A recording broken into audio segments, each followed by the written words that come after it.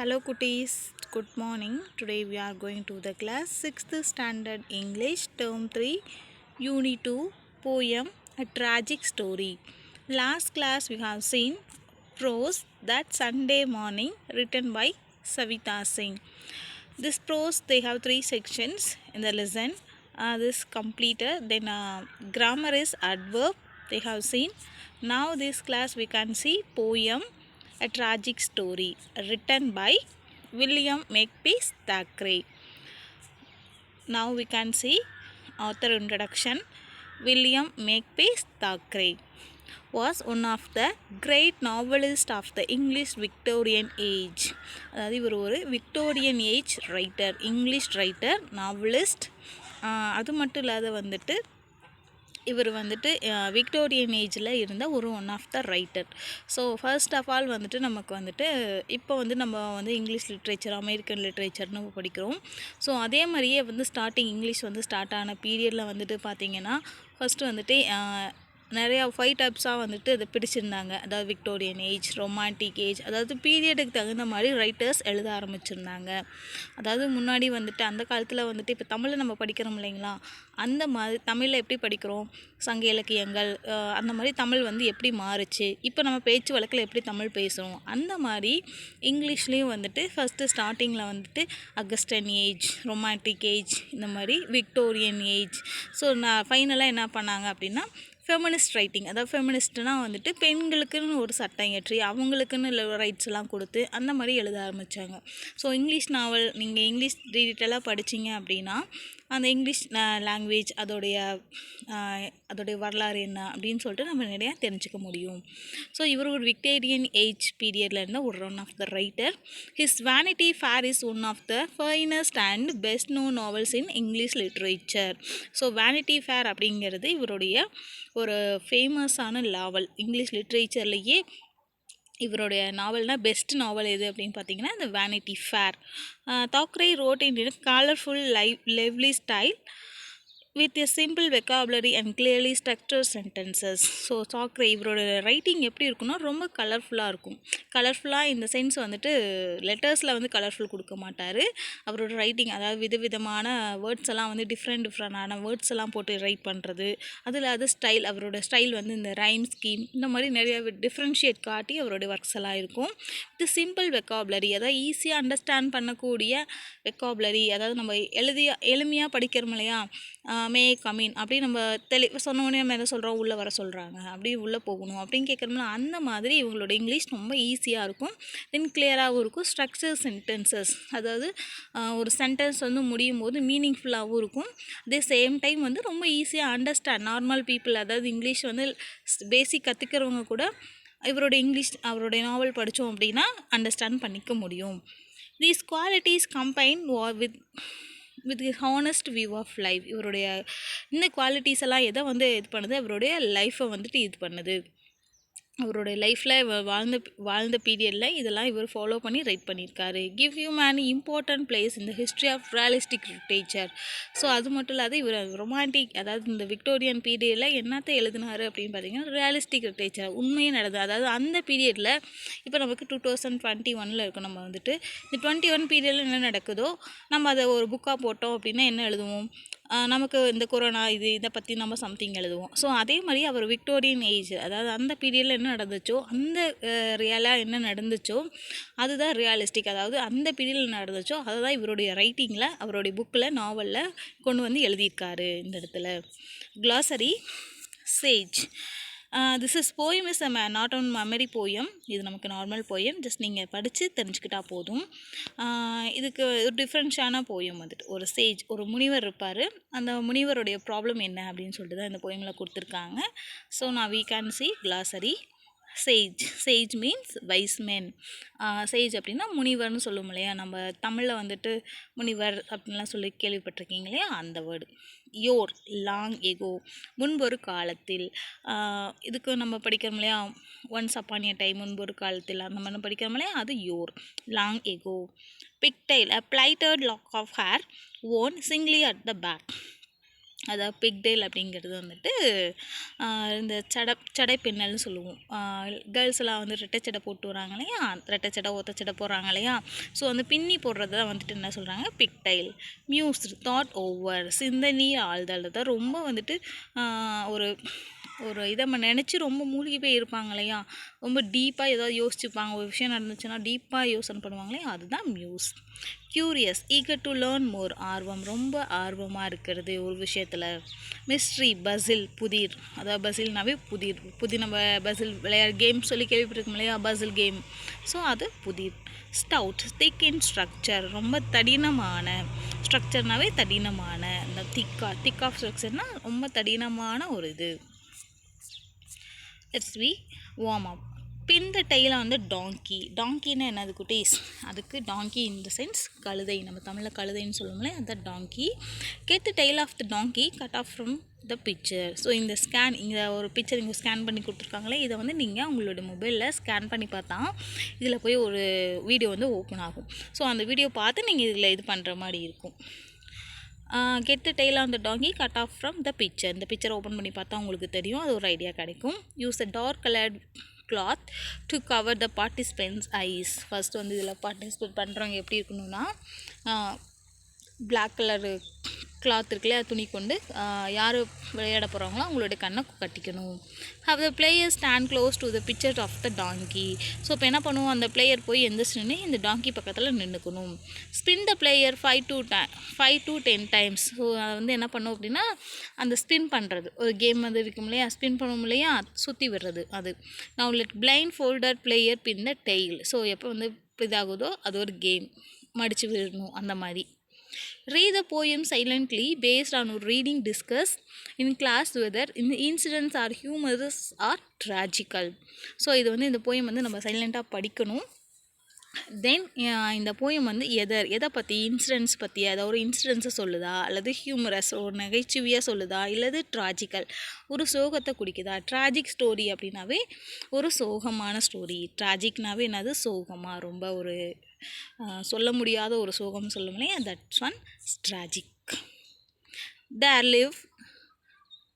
live a stage in days of old, and he has handsome pigtail oar, but wondered much and sorrowed more, because it hung behind him. There lived a stage in a days of old. அதாவது முன்பொரு காலத்தில் ஒரு Sage ஒருத்தர் இருந்தார், ஒரு முனிவர் வாழ்ந்து வந்தார். யோர்னு என்ன சொன்னோம், முன்பொரு காலத்தில், ஒரு பழங்காலத்தில் ஒரு முனிவர் வாழ்ந்து வந்தார். அண்ட் ஹி ஹேண்ட்ஸம் பிக்டைல் ஓர், அவருக்கு வந்துட்டு ஒரு ஹேண்ட்ஸமான பிக்டைல், அழகான அந்த சடைப்பின்னல் ஒன்று இருந்துச்சு. இந்த பிக்சர்ஸ் பார்க்குறீங்க இல்லைங்களா, இந்த மாதிரி அழகாக ஒரு ஹேண்ட்ஸமான பிக்டைல் அவருக்கு இருந்துச்சு. பட் ஒண்டர் மச் அண்ட் சாரோட் மோர், அதை பார்க்கவே எப்படி இருக்கும், ரொம்ப ஒரு வண்டர்னால் ரொம்ப ஆச்சரியமாக இருக்கும். அண்ட் சாரோடு ஒண்டர் ஆச்சரியமாகவும் இருந்துச்சு, சாரோடுனா ரொம்ப ஒரு சோகமாகவும் இருந்துச்சு. பிகாஸ் இட் ஹங் பிஹைண்ட் ஹிம், அது எங்கே இருந்துச்சு அப்படின்னா அவருடைய ஹங் பிஹைண்ட் ஹிம், எங்கே தொங்கிட்டு இருந்துச்சு, பின்னாடி. பிஹைனா என்னது, பின்னாடி, அவருக்கு பின்னாடி அந்த சடை தொங்கிட்டு இருந்துச்சு. அந்த சடை இருக்கிறது அவருக்கு ஒரு ஆச்சரியத்தையும் கொடுத்துச்சு, அதே சமயத்தில் சோகத்தையும் குடிச்சது. There lived a sage in a days of old, and he a handsome pigtail wore, but wondered much and sorrowed more, because it hung behind him. ஒரு முன்பொரு காலத்தில் ஒரு முனிவர் வாழ்ந்து வந்தார்.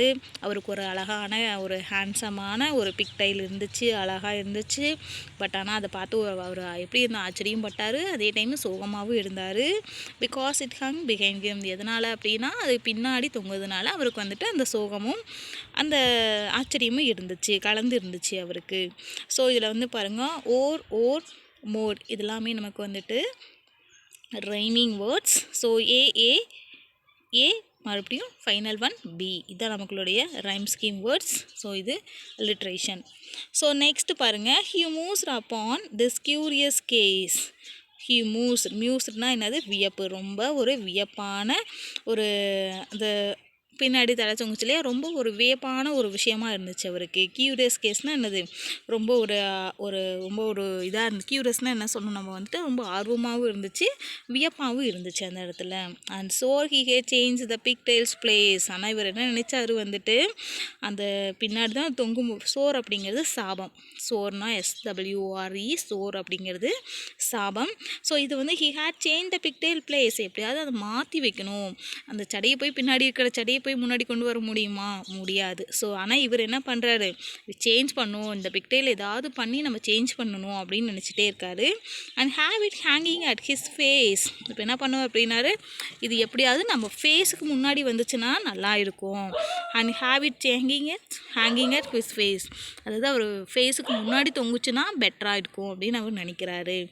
Not dangling there behind him. ஆனால் அது என்ன பண்ண முடியாது, முன்னாடி வந்து தொங்குமா, தொங்காது, பேக் சைடாக தான் இருக்கும், பிஹைண்டில் தான் இருக்கும். ஸோ அதே மாதிரியே டேஞ்சிலிங் அது எங்கே தொங்கிட்டு இருந்துச்சு, பின்னாடி தான் தொங்கிட்டு இருந்துச்சு. He mused upon this curious case and so he had changed the pigtail place and have it hanging at his face, not dangling there behind him. Next பாருங்க, says he the mystery I have found. says he the mystery I have found. சரி, இவர் சொல்கிறார், இப்போது நான் ஒரு மிஸ்ட்ரினா என்னென்னு பார்த்தோம் நம்மங்க, புதிர்னு பார்த்தோம் இல்லையா. ஸோ அந்த புதிரை இவர் கண்டுபிடிச்சிட்டாரு, ஒரு ரகசியத்தை நான் கண்டுபிடிச்சிட்டேன் அப்படி திரும்ப திரும்ப சொல்கிறாரு. நான் வந்துட்டு ஒரு ரகசியத்தை கண்டுபிடிச்சிட்டேன். I will turn me round. He turn him around. இப்போ என்ன பண்ணுறாரு, I will turn me round. இப்போ நான் என்ன பண்ண போகிறேன், டேர்ன் மீ ரவுண்ட்னா சுற்ற போகிறேன், திரும்பி சுற்ற போகிறேன். ஸோ அது என்னாகும், ஹீ டேர்ன் ஹிம் அரவுண்ட். அது அவர் எப்படி சுற்றுறாரோ அதே மாதிரி என்ன பண்ணும், அந்த பிக்டைலும் சுற்றும். But still it's again behind him. அவர் சுற்றினா மட்டும் என்ன பண்ணும், சுற்றுறப்ப பின்னாடி நம்ம பின்னாடி வரும், மறுபடியும் ஃபைனலாக எங்கே போய் நிற்கும், நம்மளோட பேக் சைடில் தான் போய் அந்த ஹேர் நிற்கும். சேமா அதே மாதிரி தான் இங்கேயும் போய் நிற்கிது. says he the mystery I have found. says he the mystery I have found. I will turn me round. He turned him round, but still it hung behind him.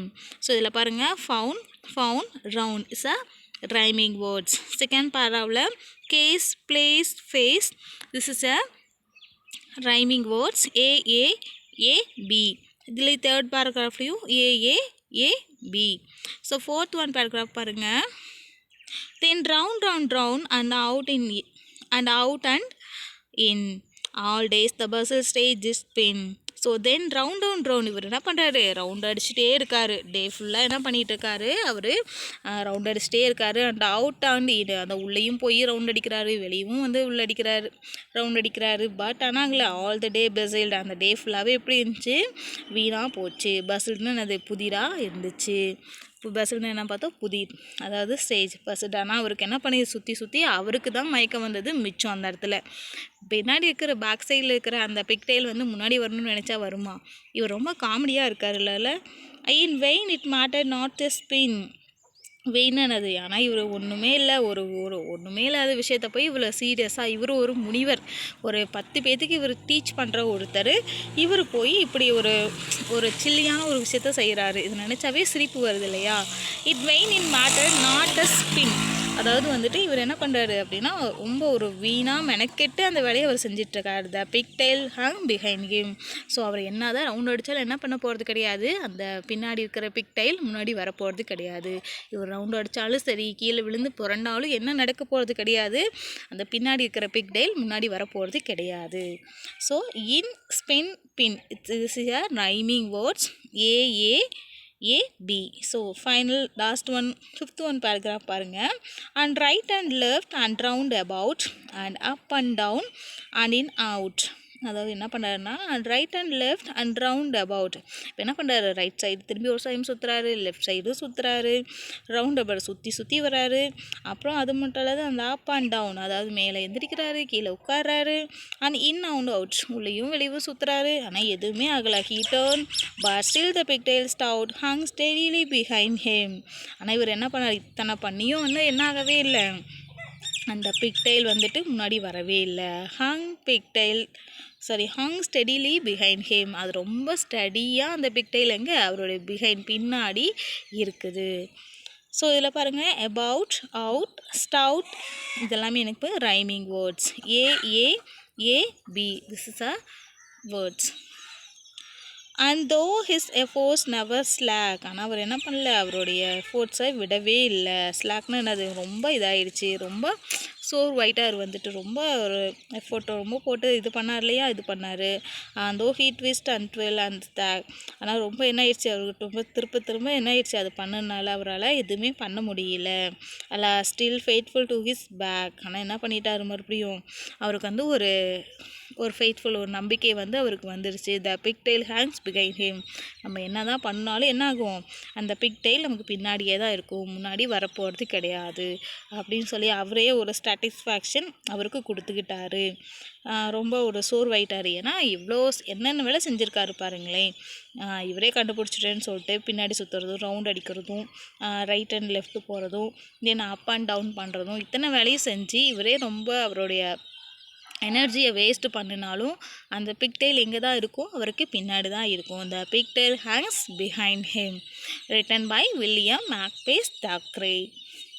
So இந்த poem நமக்கு வந்துட்டு just ஒரு ஹியூமரஸான ஒரு poem, நகைச்சுவையான poem. ஏன்னா இவர் one of the Sage, ஒரு முனிவர். ஸோ நம்ம பார்த்துருப்போம், நிறையா இதுலலாம் நேர்லேயே பார்த்துருப்போம். முனிவருங்கிறது வந்துட்டு நல்லா ஒரு புத்திசாலியானவராக இருப்பார், நல்லது செய்யவராக இருப்பார். ஸோ அப்படிப்பட்ட இவர் வந்துட்டு ஒரு சில்லியான ஒரு விஷயம், ஒரு அவரோட பிக்டெயில் ஒரு சடை வந்து முன்னாடி வரணும்னு சொல்லிட்டு தேவையில்லாத இவர் இத்தனை ரிஸ்க் எடுத்திருக்காரு இந்த போயமில் பார்க்குறோம் நாம். ஸோ ஓகே குட்டீஸ், திஸ் இஸ் ஜஸ்ட்டு ஒரு ஹியூமரஸ் போயம். அவருக்கு ட்ராஜிக்கலாக இருந்திருக்கலாம், பட் நமக்கு படிக்கிறவங்களுக்கு ஒரு ஹியூமரஸ், ஒரு நகைச்சுவையான போயம் தான் இது. Let's have enjoy. இது என்ஜாய் பண்ணுற போயம் தான், நமக்கு ரொம்ப சீரியஸாக எடுத்துக்கூடிய ஒரு போயம்லாம் கிடையாது. ஓகே குட்டீஸ், தேங்க்யூ. ஸோ நமக்கு பின்னாடி புக் பேக் கொடுத்துருக்காங்க பாருங்கள். First answer the following. What made the sage upset. எதனால் அப்செட் ஆகியிருந்தார்? The sage was upset as his pigtail hung behind him. அவருடைய பிக்டெயில், அதாவது அந்த சடை வந்து பின்னாடி இருந்தனால தான் அவர் ரொம்ப அப்செட்டாக இருந்தார், ரொம்ப கோவமாக இருந்தார். Why did the sage spin all day. எதனால் அவர் வந்து சுற்றிட்டே இருந்தார்? He spin continuously all day change the position of pigtail. So இப்படியே சுற்றிட்டே இருந்தாவது என்ன நடக்கும், அந்த பிக்டெயில் முன்னாடி வரும், சேஞ்ச் ஆகும், பிளேஸ் சேஞ்ச் ஆகும் அப்படின்னு நினச்சி அவர் என்ன பண்ணிகிட்டு இருந்தார், சுற்றிகிட்டே இருந்தார், ஸ்பின் பண்ணிக்கிட்டே இருந்தார். What solution did he arrive at for mystery that he found. He thought that turned him round and he can change the position of his pigtail. இப்படியே ரவுண்ட் அடிச்சாவது என்னாகும், அந்த பிக்டெயில் வந்துட்டு பொசிஷன் மாறும் அப்படின்னு அவர் நினச்சார். Was he finally successful in changing his pigtail position? Support your answer with a line from the poem. So no, he was not successful in changing. கடைசி end of the போயம்லாவது அவர் success ஆனாரா? கிடையாது. அந்த position, அந்த பிக்டெயிலோட position அங்கேயே தான் இருந்துச்சு.